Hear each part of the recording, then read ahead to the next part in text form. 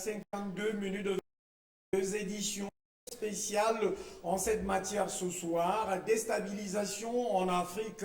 Le vent de déstabilisation souffle. On a fini avec les rébellions. On a fini avec une industrie en principe qui vise justement à assassiner les chefs d'État en présence. Aujourd'hui, c'est la déstabilisation par le biais des institutions. On a commencé une série hier. Aujourd'hui, on la poursuit avec Luc Michel qui n'a pas achevé son analyse hier. On revient donc sur cette histoire de déstabilisation justement. Le cas du Cameroun où la porte d'entrée semble désormais être l'institution présidentielle, c'est-à-dire la présidence de la République du Cameroun et naturellement avec celui-là qui est désormais comme le fidèle et loyal du chef de l'État du Cameroun, Paul Biya, à savoir le ministre d'État, secrétaire général à la présidence de la République, Ferdinand Gongo. Luc Michel nous campait déjà hier. Ces déstabilisations commençaient avec l'ingénierie focardienne. On va revenir avec lui tout à l'heure. Deuxième détente, dans la même trame du 52 minutes de vérité, 19e congrès du Parti communiste. Là, nous sommes en Chine. Xi Jinping est pris dans trois axes aussi de déstabilisation, mais cette fois-ci, ce sont des campagnes occidentales que nous allons examiner tout à l'heure avec Luc Michel en première partie et naturellement avec Fabrice Bayor en seconde partie pour voir ce qui se trame et ce qui se joue au niveau de la Chine avec désormais ces trois orientations de campagne de déstabilisation. C'est pas moi qui le dis, c'est le sommet de l'État chinois qui le dit. Xi Jinping semble donc désormais engagé dans le congrès le 19e du Parti communiste qui va s'ouvrir certainement dimanche prochain à régler cette situation, à dire ou à redire comme l'État chinois l'avait déjà dit, qu'il n'y aura pas un seul pouce de Taïwan qui sera négocié pour que la Chine, justement, se sente humiliée ou alors cède sa souveraineté. Madame, salut, monsieur, bonsoir. Sur ce pas, je vais à Bruxelles. Luc Michel, bonsoir et bienvenue. Bonsoir Hubert, bonsoir aux téléspectateurs et bonsoir à toute ton équipe. Alors, direction, déstabilisation en Afrique, le cas du Cameroun. Déjà hier, vous êtes allé rechercher dans l'histoire avec l'ingénierie focardienne. Alors, est-ce qu'on peut revenir dans cette affaire qui aujourd'hui semble vouloir toucher le sommet de l'État du Cameroun, à savoir la présidence de la République, avec, je dois avouer qu'hier, il y a eu une montagne qui a accouché d'une souris, c'est-à-dire le tribunal criminel spécial. C'est vrai que certains médias se sont rendus là-bas, mais en réalité, le secrétaire général de la présidence de la République, Ferdinand Gongo, ministre d'État, n'était pas en ces lieux, il était pratiquement ailleurs, vers le nord du pays. Comment apprécier ces fausses alertes, ou alors ces alertes à toute l'allure et couleur des déstabilisations? On peut parler d'une convergence des déstabilisations au Cameroun. Nous avons évoqué hier les racines géopolitiques de la déstabilisation du Cameroun. Nous avons évoqué les premières campagnes de révolution de couleur en 2014, 2015, 2018. Nous avons évoqué le ralliement des Français à la déstabilisation du Cameroun avec quand Bolloré a senti qu'il perd des pieds au Cameroun. Mais aujourd'hui, on essaye d'atteindre la tête. Faute de pouvoir atteindre Paul Biya lui-même, on porte atteinte à ceux qui sont censés apporter la succession du régime. Aujourd'hui, il y a les réseaux américains de George Soros. Ils sont alliés aux réseaux français, ceux de Bolloré notamment. Ils sont alliés aux ONG occidentales, Amnesty International et compagnie. Et évidemment, on mène une campagne de déstabilisation qui est menée contre Ferdinand Gongo, le ministre chargé de préparer la succession de Paul Biya. L'un de ceux qui agissent contre lui, c'est le fameux Boris Berthold. Boris Berthold, évidemment, qui démultiplie les campagnes contre celui-là et qui en fait est employé par les réseaux de Bolloré. Mais il y a évidemment la bourgeoisie comprador, les journalistes comprador au Cameroun même, qui agissent contre les intérêts du pays. Il y a un réseau très influent, le soi-disant réseau camerounais des droits de l'homme, le rédac qui agit.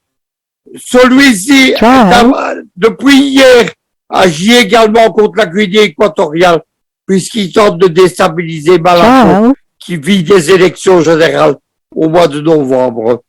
Voilà tout ce qu'il faut retenir. Enfin, il y a le retour des fondations allemandes, la Friedrich Stiftung, la Schumann Stiftung, qui sont des fondations de l'OTAN et du gouvernement allemand.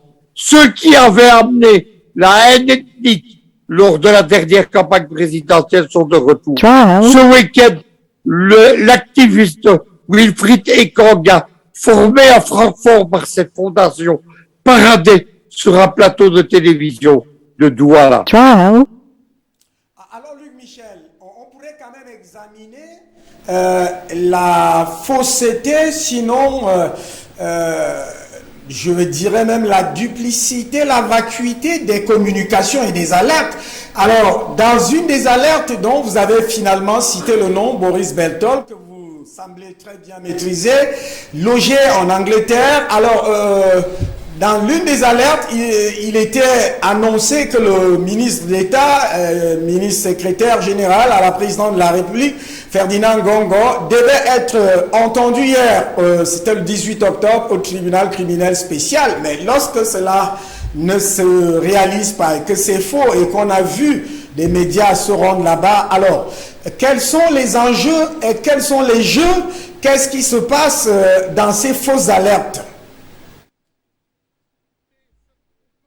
C'est faire le vide autour de Paul Biya.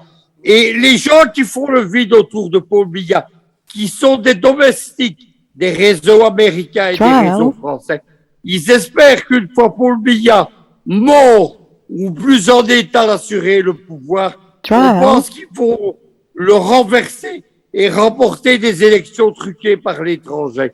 Mais pour ça, évidemment, il faut faire le vide autour de Paul Biya. C'est tout l'enjeu de ce qui se passe et c'est l'enjeu de ces fausses campagnes. Mais dans toute l'Afrique, ce sont des campagnes bidons. Les gens comme Georges Soros, avec ses associés Mo Ibrahim, le milliardaire anglo-soudanais, et Bill Gates, ils ont un empire de presse, des centaines d'ONG, de médias bidons, d'instituts de sondage bidons, de mouvements d'activistes, etc., pour déstabiliser la société africaine. La base, évidemment, c'est de jeter les élites africaines indépendantes, de les jeter aux chiens, comme on dit. C'est ce qui se passe au Cameroun, c'est ce qui se passe en Guinée équatoriale, c'est ce qui se passe au Gabon. On accuse les gens de tous les péchés du monde. Vous savez, il y a un proverbe français qui dit que lorsqu'on veut battre son chien, on trouve le bâton pour le faire. Pour battre les Africains intègres, on trouve toujours les bâtons pour le faire. Alors, c'est vrai que c'est une bataille de communication où pratiquement le péché d'un Gongo semble donc être ce que vous êtes en train de dire là, la fidélité, la loyauté, lui qui agit sur instruction de son chef, c'est-à-dire le chef de l'État actuel. Mais Luc Michel, quelles peuvent être les solutions à prendre dans cette situation que vous maîtrisez très bien, puisque vous venez de dire le mot qui en réalité s'y est, c'est-à-dire faire le vide autour de Paul Biya et arriver à l'atteindre pour pouvoir s'emparer du pouvoir d'État par le biais de la succession. Et vous avez encore craché le morceau des élections truquées, organisées avec le soutien de l'étranger. Alors, quelles sont les solutions possibles, Luc Michel, dans ce cas précis? De l'opposition comprador, le financement des groupuscules aux élections, les campagnes de déstabilisation, elles sont financées par deux biais. Tout d'abord, il y a les biais étatiques, ce qu'on appelle aux États-Unis les vitrines légales de la CIA, NND, NDI, USAID. Au Cameroun, on retiendra que c'est un ancien Camerounais devenu haut fonctionnaire américain à Washington, Christopher Fonumio, qui est le directeur Afrique de la NED. En France, c'est le Quai d'Orsay et l'Agence française de développement. Le deuxième réseau, c'est celui des fondations de Georges Soros, qui au départ de l'Afrique du Sud financent tous ces groupuscules. Quelle est la solution? La solution, elle a été définie au Bélarus en Russie, en Chine, à Hong Kong, ce sont des lois qui interdisent le financement des groupuscules et des ONG par l'étranger, qui sont définis par la loi comme agents de l'étranger. Il n'y a qu'un seul État africain qui a osé voter ces lois, c'est le Sénégal de Macky Sall, pour empêcher notamment Georges Soros de financer l'opposant Sonko et le groupuscule de jeunes Y en a marre. Voilà ce qu'il faudrait apporter dans tous les pays africains. Et j'ajouterai une chose, il faut fermer les ambassades de France et des États-Unis. Quand on sait qu'en début d'année 2022, l'ambassade des États-Unis à Yaoundé a organisé une conférence qui s'intitulait « Pas Boko Haram mais Kanuri » et qui visait à lancer la question Kanuri. Qu'est-ce que c'est les Kanuri? C'est un peuple musulman présent sur toutes les rives du Tchad et notamment au Cameroun. Les Américains veulent faire de la question Kanuri la question ouïghour chinoise, mais au Cameroun, déstabiliser tout le pays, puisque les Amazoniens n'ont pas été capables de le faire. Puisque les Amazoniens n'ont pas été capables de faire, on va certainement revenir dans cette situation. Nous avons déjà lancé la série et hier vous avez justement donné déjà des lignes et des grilles et ce soir vous donnez donc des solutions que nous allons examiner et les situations, en fait cette situation de déstabilisation au sommet de l'État, c'est-à-dire par les institutions et ceux qui les incarnent et ceux qui en réalité accompagnent actuellement Paul Biya, le président en poste en place au Cameroun. Et donc, vous avez dit un mot, faire le vide autour du président de la République, Paul Biya, et arriver à l'atteindre pour donc commencer l'organisation justement de la succession du pouvoir. Et vous avez dit une ligne qui est désormais recherchée puisque Boko Haram et les Amazoniens n'ont pas réussi. Il faut aller par des élections truquées. Et donc là, il faut faire un vide et il faut le faire par tous les moyens. On va certainement y revenir. Alors, Luc Michel, direction la Chine, Pékin. Xi Jinping est justement dans la ligne de mire de l'organisation du 19e congrès du Parti communiste. Premier élément, est-ce qu'on peut faire le bilan entre le 18e et le 19e congrès avant de voir ce qui, parce qu'on a fait juste un pont avec le Cameroun, avant de voir ce qui se présente aujourd'hui comme trois portes ou trois autoroutes de déstabilisation en direction de la Chine. D'abord le bilan entre les deux congrès. Par un grand discours d'une heure et demie de Xi Jinping, le 20e congrès du Parti communiste chinois. Il faut le dire tout de suite, celui-ci maintient la ligne idéologique. C'est une ligne anti-occidentale et anti-américaine et qui présente le modèle chinois comme un modèle anti-libéral. La Chine fait face à trois campagnes de déstabilisation. Tout d'abord sur Taïwan et Hong Kong. Deuxièmement, la question des droits de l'homme au Xinjiang. Et troisièmement, l'amitié avec la Russie. On fait croire dans les médias pourtant que la Chine prend sa distance avec Poutine. C'est tout à fait faux.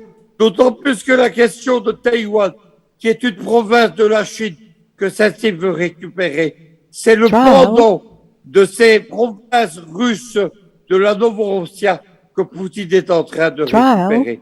Donc, c'est une défaite de l'Occident. Xi Jinping va faire un troisième mandat. C'est une nouveauté en Chine, puisque jusque-là, c'était 2 mandats. Et on dit qu'il va en faire jusque 5 et rester au pouvoir jusqu'à la fin de ses jours.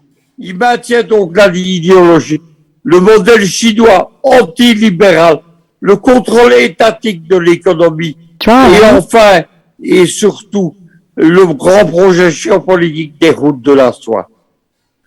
Alors, vous devez peut-être éviter la piste du bilan, c'est-à-dire l'entrejeu entre le dernier congrès et celui-ci, c'est-à-dire tout ce qui s'est déroulé. Vous savez, pratiquement, la Chine, l'une des portes de déstabilisation, c'est son soutien à la Russie. Et vous le savez, c'est depuis le 24 février dernier. Est-ce qu'on peut faire le bilan de ce qui s'est passé dans cette porte-là jusqu'à présent? Parce qu'on a quand même vu le débarquement à Taïwan d'une grande personnalité américaine. On a vu comme si la Chine reculait. Alors, dans ce congrès ou les orientations de ce congrès, est-ce que la guerre est possible? Puisque les Américains, en principe, ont renforcé leur amitié avec Taïwan. Qu'il était pour une réunification pacifique avec Taïwan, mais que la Chine ne ressourcerait pas la France si c'était des essais. Et ensuite, il s'est félicité des lois qui ont été votées à Hong Kong et qui, comme je vous l'expliquais à propos du Cameroun, évitent donc la subversion occidentale et le financement des traîtres par les États-Unis, la Grande-Bretagne et la France. Les deux grands triomphes de Xi Jinping, tout d'abord, c'est la maîtrise de l'épidémie du Covid. Il y a eu 6000 morts en Chine, il y a eu des millions de morts aux États-Unis. La deuxième chose, évidemment, c'est le maintien des grandes opérations comme les routes de la soie. Et la troisième chose que Xi Jinping a célébré, c'est la lutte contre la corruption. La corruption des puissants, ce qu'on appelle les tigres, et la corruption des mouches, ce qu'on appelle les petits fonctionnaires. 1,5 million de cadres du parti chinois ont été réprimés par les campagnes anticorruption. Et 2 ministres du gouvernement chinois sont emprisonnés à vie. Xi Jinping, c'est la pauvreté, c'est la lutte contre la corruption, c'est un pouvoir digne dans toute la Chine. C'est une chose, mais on ne peut pas ne pas dire que la grande campagne effectuée par les États-Unis d'Amérique, vous avez certainement visité, Madame Nancy, en fait, Pelosi est arrivée là-bas, il a fait des grands bruits, et que ces grands bruits, en réalité, ont réveillé les attraits, ou tout au moins les velléités indépendantistes, autonomistes de Taïwan. Aujourd'hui, on ne peut pas dire que c'est terminé, Luc Michel. Mais les Américains, la visite de Nancy Pelosi, c'était une provocation. Elle n'était pas irresponsable, comme on l'a dit. Elle agissait en lien étroit avec la Maison-Blanche et le lobby taïwanais qui soutient aussi bien Donald Trump que Joe Biden. Évidemment, les Américains savaient que les Chinois ne déclencheraient pas maintenant une guerre pour Taïwan parce qu'ils ne sont pas encore prêts. Il a fallu 8 ans à Poutine pour préparer l'opération spéciale. Il faudra certainement 10 ans à la Chine pour préparer un débarquement à Taïwan. Mais ce n'est que partie remise. Mais évidemment, la Chine n'est pas prête à déclencher une 3e guerre mondiale, contrairement aux Américains, pour s'emparer de Taïwan. Maintenant, évidemment, des limites droites sont fixées par la Chine. La Chine est puissante. Elle contrôle la mer de Chine. Elle contrôle le détroit de Chine. Elle multiplie les bases militaires. Et les États-Unis doivent se rendre compte de quelque chose.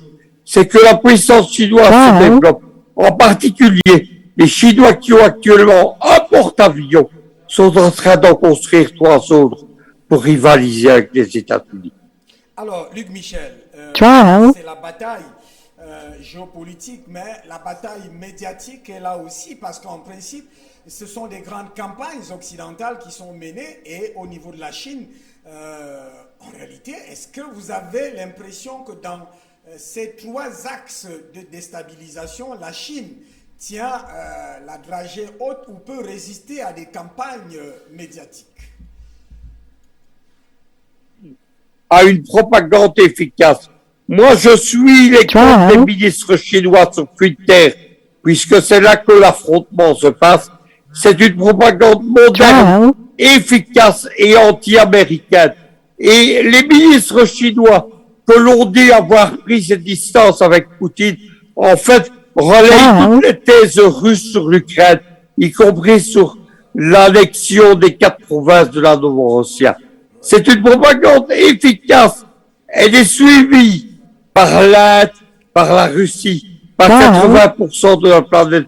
Et l'Occident est en train de perdre le monde non occidental, en particulier les mensonges de la propagande américaine. Venons-en maintenant à cette grande route de soie, c'est-à-dire sur le volet économique de ce congrès, parce que nous parlons des enjeux.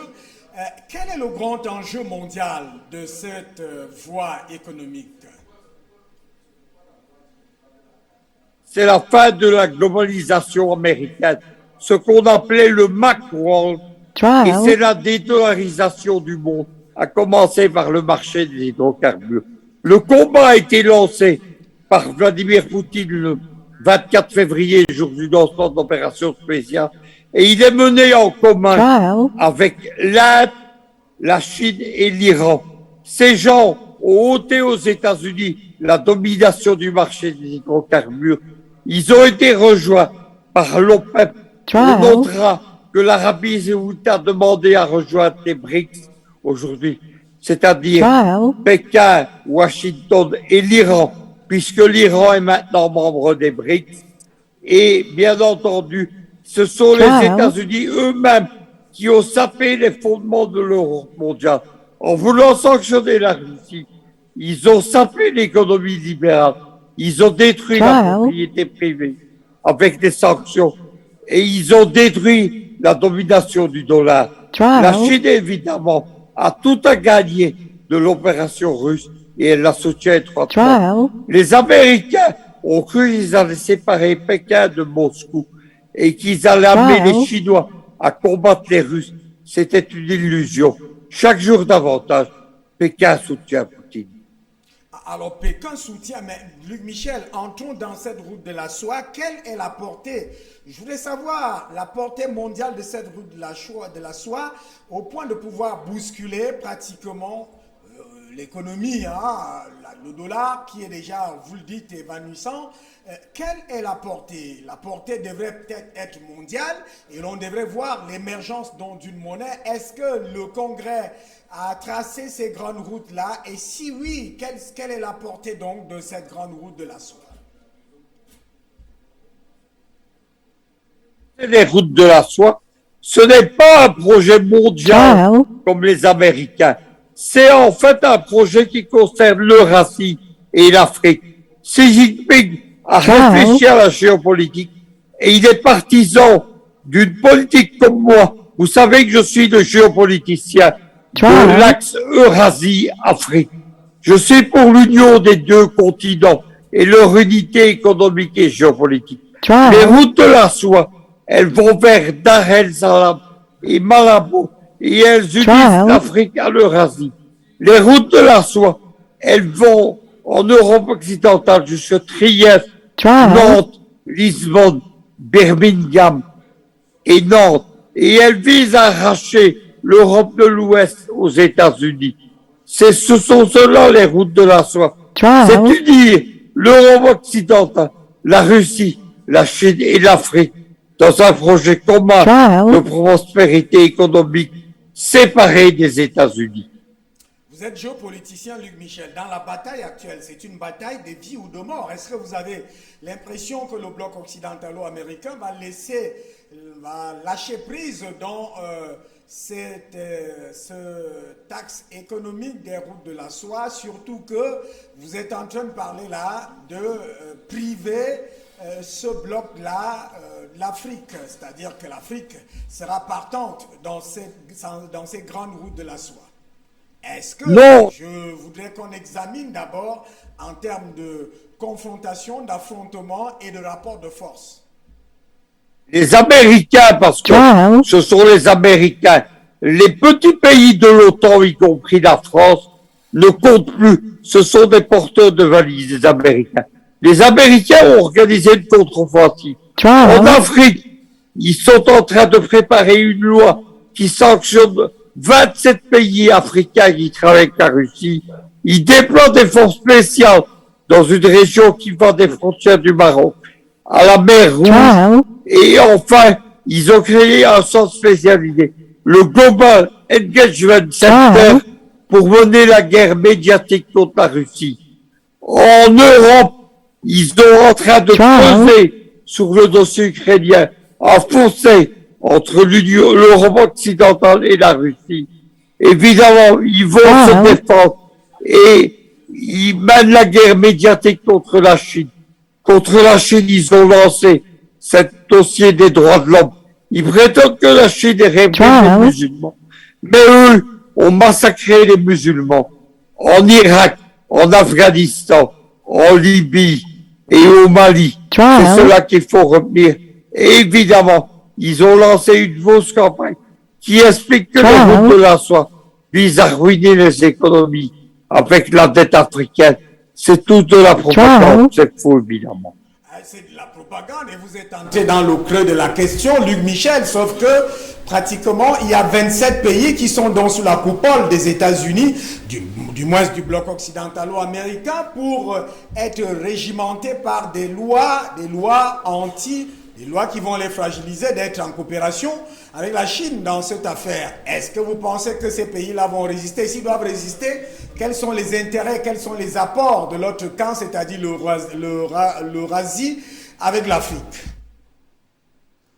Les Occidentaux, les Français ou les Américains n'apportent rien. Ils n'apportent que la prédation et le pillage économique. Les Russes, par exemple, ils apportent pas seulement de la sécurité, ni des paramilitaires. Ils apportent, par exemple, dans le domaine de l'électrification, la firme russe Rosatom, qui est présente dans 14 pays africains et qui électrifie les pays africains. Ils apportent des mini-centrales électriques et des mini-centrales atomiques. Par exemple, Rosatom, qui actuellement électrifie le Tchad, où le ministre français Borloo voulait escroquer les Africains de 5 milliards de dollars. Les Russes apportent des projets de la formation de techniciens locaux et des capitaux. La Chine apporte autant plus d'argent que les Américains. Elle fait des prêts, elle finance des grands projets. Les 5 barrages Inga au Congo qui vont électrifier le Congo, par exemple, ils sont faits avec des capitaux chinois.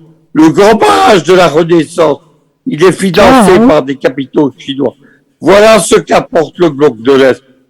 Les Iraniens, eux, ils financent, par exemple, le domaine du gaz. Dans le Sénégal de Macky Sall, c'est pour ça que Macky Sall s'est détourné géopolitiquement de l'Occident et s'est tourné vers le bloc de l'Est. Les Iraniens, dans le domaine du gaz sénégalais, ils apportent 4 milliards de dollars d'investissement. Voilà du concret, des partenariats gagnant-gagnant pour de la prédation, des sanctions, des violences et des opérations militaires. Luc Michel, est-ce que vous avez l'impression que les Africains voient tout ce que vous êtes en train de citer? Parce que quelque part, c'est comme si on avait planté le bloc occidentalo-américain, France, Europe, États-Unis dans leur cuir chevelu, et que pratiquement ces derniers ne peuvent pas partir pour qu'il y ait ce que vous appelez échange gagnant-gagnant. Est-ce que vous pouvez nous évaluer, du moins aujourd'hui, le sentiment, pas le sentiment, mais en réalité les appréciations, les considérations, les opinions africaines vis-à-vis de cette reconstitution économique pratiquement du monde sur la base de ce congrès et naturellement l'une des orientations économiques de ce congrès, les routes de la soie. Est-ce que vous pouvez nous faire une lecture des Africains en rapport avec ces confrontations? L'Occident a perdu l'Afrique. On l'a vu lors du vote des sanctions contre la Russie. Malgré la peur des États-Unis, les pressions diplomatiques, les menaces de sanctions, 34 pays africains ont refusé de condamner la Russie et sont restés deux. Parmi ceux-ci, il y avait d'anciens alliés de l'Occident, comme le Sénégal de Macky Sall, ou même le roi du Maroc qui a refusé de voter des sanctions, et qui actuellement est en train de construire 2 centrales nucléaires au Maroc avec les Russes de Rosatom. Aujourd'hui, le bloc occidental perd l'Afrique, mais la contre-offensive est menée grâce aux bourgeoisies compradors africaines, françaises et pro-américaines, des gens comme Tshisekedi, des gens comme Kagame, malheureusement. La jeunesse africaine, elle ne sera plus jamais du côté des Occidentaux.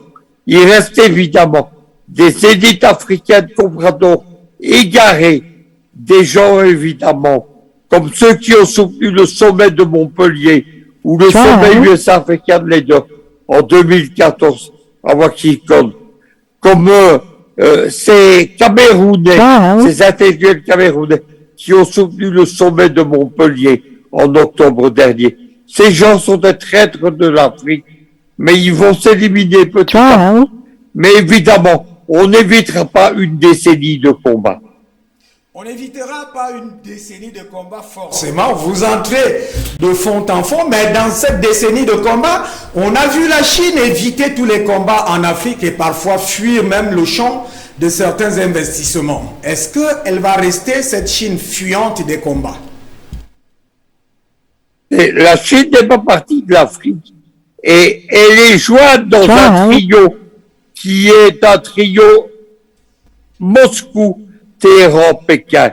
Dedans, ils se sont partagés les rôles. La Chine, elle apporte les projets économiques. La Russie apporte les projets dans le domaine de l'électrification et dans le domaine sécuritaire, les fameuses faits paramilitaires et les armements. L'Iran, enfin, elle apporte les projets, la déstabilisation géopolitique, ce qu'on appelle la guerre hybride. C'est un partage des rôles. Ces rôles sont bien partagés, mais ils sont coordonnés. La Russie est présente militairement dans 14 pays africains. L'Iran a ses côtés dans une dizaine. Et la Chine dans presque toute l'Afrique, économiquement.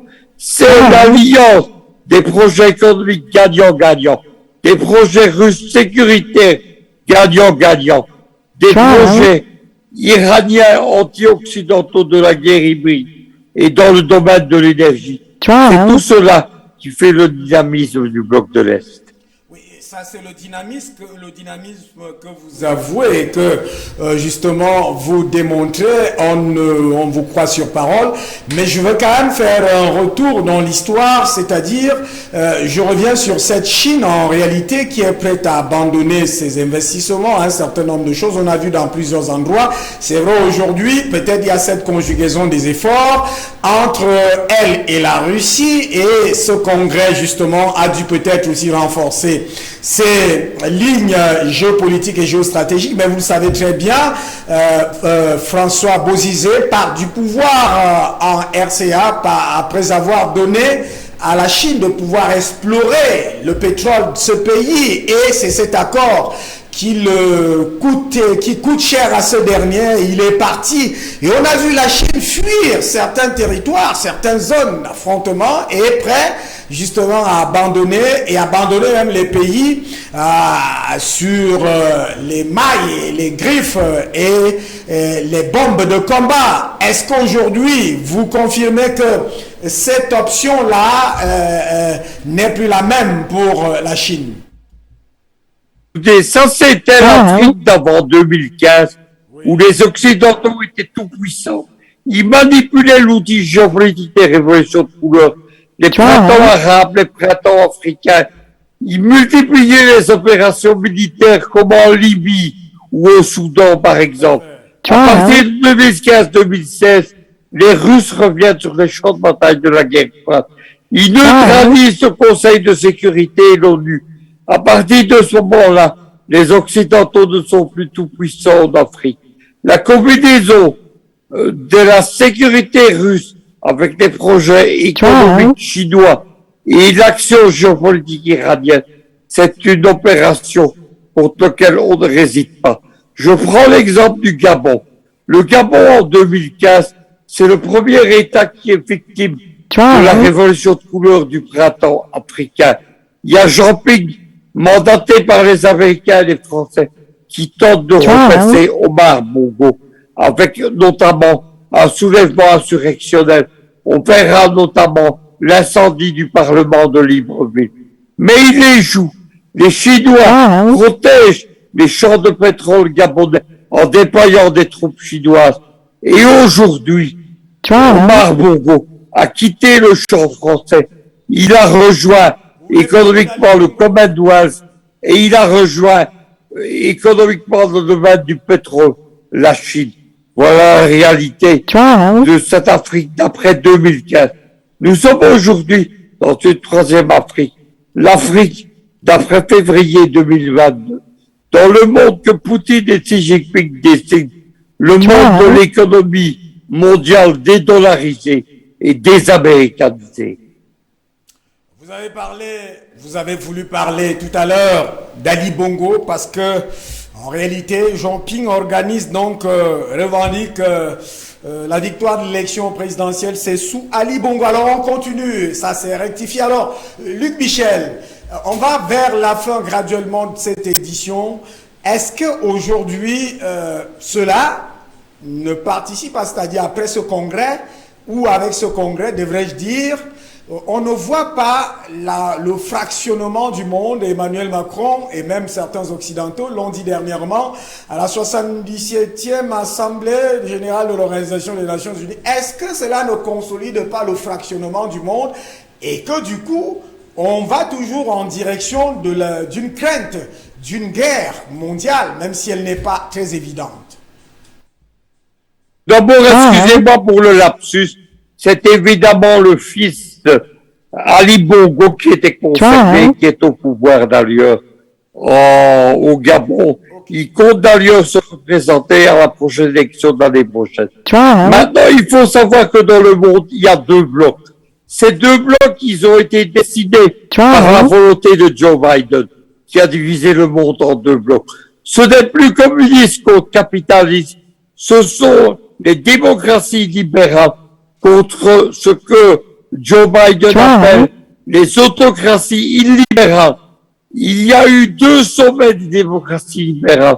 La première à Washington l'année passée, la seconde à Copenhague cette année, où Biden a voulu rejeter Pékin, Téhéran et Moscou.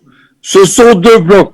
D'un côté, le bloc américain occidental, qui regroupe les États-Unis et ses vassaux, les pays de l'OTAN européenne, Israël, l'Australie, le Japon et la Nouvelle-Zélande.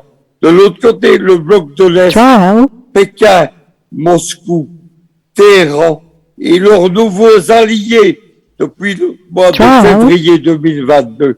L'OPEP, les Émiratis, les Qataris, qui sont alliés au bloc de l'Est dans le domaine de l'énergie.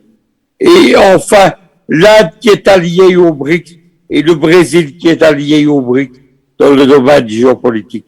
Ces deux blocs s'affrontent pour le moment dans le domaine médiatique, diplomatique et géopolitique et économique. Le principal domaine, évidemment, c'est l'affrontement médiatique et l'affrontement économique. Mais les Américains ne s'en cachent pas. Ils évoquent ouvertement la Troisième Guerre mondiale. Le plus grand géopoliticien américain actuellement, il s'appelle George Friedman. C'est l'ancien patron du TikTok Stratfor, qui est le TikTok du lobby militaro-industriel. George Friedman a écrit un livre qui s'appelle The Next 100 Years, les 100 prochaines années, où il définit comment l'Amérique doit se positionner pour que le 21e siècle soit un nouveau siècle américain. George Friedman évoque ouvertement la Troisième Guerre mondiale qui situe entre 2050 et 2070.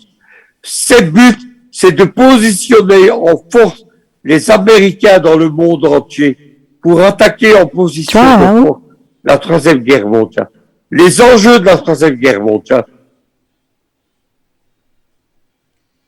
Les enjeux de la Troisième Guerre mondiale, alors ça devenait très très intéressant parce que on sortait de l'antre de ce congrès du Parti communiste chinois après avoir fait tout ce tour dans le monde pour comprendre qu'il y a de gros enjeux qui se dessinent d'ici 50 à 60 ans, non, d'ici 40, 50 ans sur le monde et que Luc Michel vient de balayer là les États-Unis avec de gros documents, avec de gros travail dans leur think tank ont produit justement cette projection.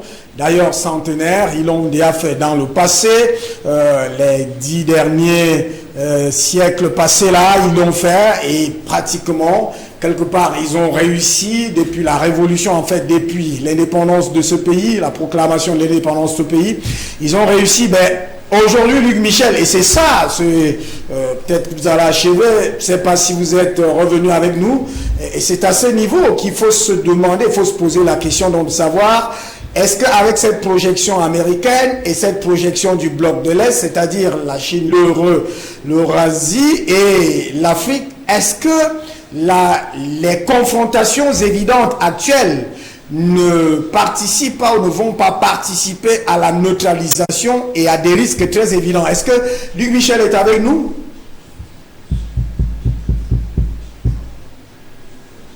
Luc Michel donc va nous retrouver. Je le signalais qu'on va déjà vers la fin de cette édition, mais un grand